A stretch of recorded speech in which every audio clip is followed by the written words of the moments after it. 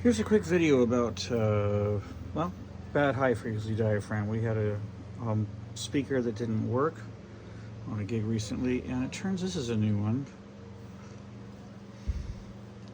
So the contact point broke, and I think this is an aftermarket diaphragm. I don't know where it came from. Probably, who knows. Anyway, we're going to replace it with this. This is made by Simply Speakers. First thing you do when you get a driver like this, you get yourself some board tape. This doesn't leave a residue. And you're going to do what's called cleaning the gap.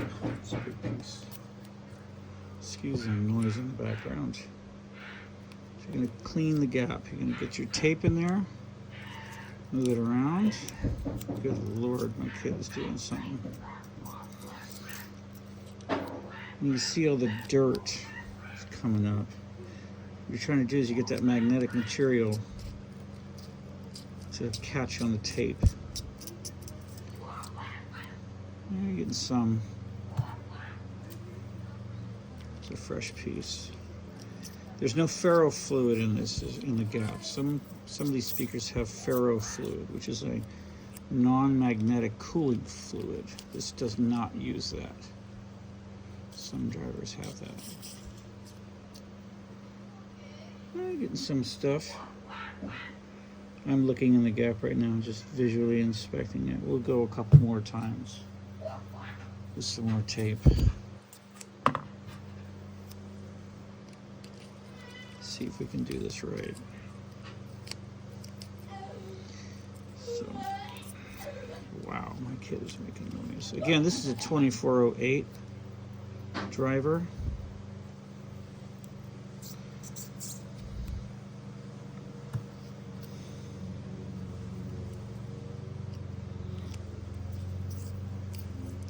Commonly found in a lot of MRX, PRX.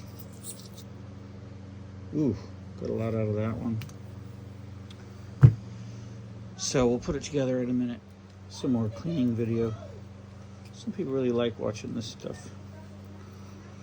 I'm not sure why. This would make me sick if I watch this on the big screen. So we're going to put the new diaphragm on the magnet. Here's our magnet, JBL 2408H, not H-2. It's a different driver. So this ring is going to go into this ring here. It's self-centering, but you want to be very careful putting it in the gap because you do not want to bend the diaphragm or the voice coil. This is called the voice coil right here. This is called a annular ring driver because the center of the driver is solid, and this mylar here is what vibrates the high frequencies. And it's a little sweeter sounding top end, but it's less efficient.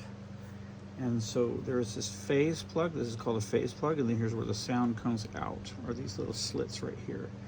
And the ring, or this is your throat adapter. This is adapts to the horn right here. So it's going to screw on. So what we're going to do, I'm going to put this on very carefully, and this also self-centers. And then we put our screws on. It's magnetic, so these screws are going to jump right in the holes.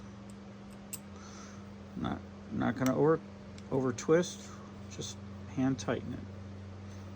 And I like to do these in a star pattern, basically. So tighten one down, then you can do the opposite side. Tighten it down, do the opposite side. We're not looking for a lot of torque here. So these are also polarity, so they're polarity whatever. So this should be a different size, and each size is different than the other. I'm trying to say these cross over around 2K, 2.5K, pretty high. Typical for a 1-inch driver, but polarity may not even matter at that frequency. I don't know. It's a little bit above my pay grade. This is what the driver looks like. Let's go put it back together. All right, let's finish putting this back together. Screw this on.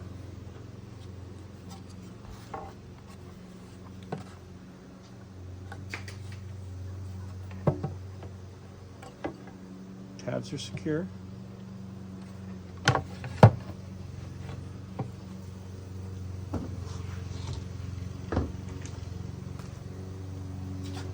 Let's get a couple of these in place. And we'll check,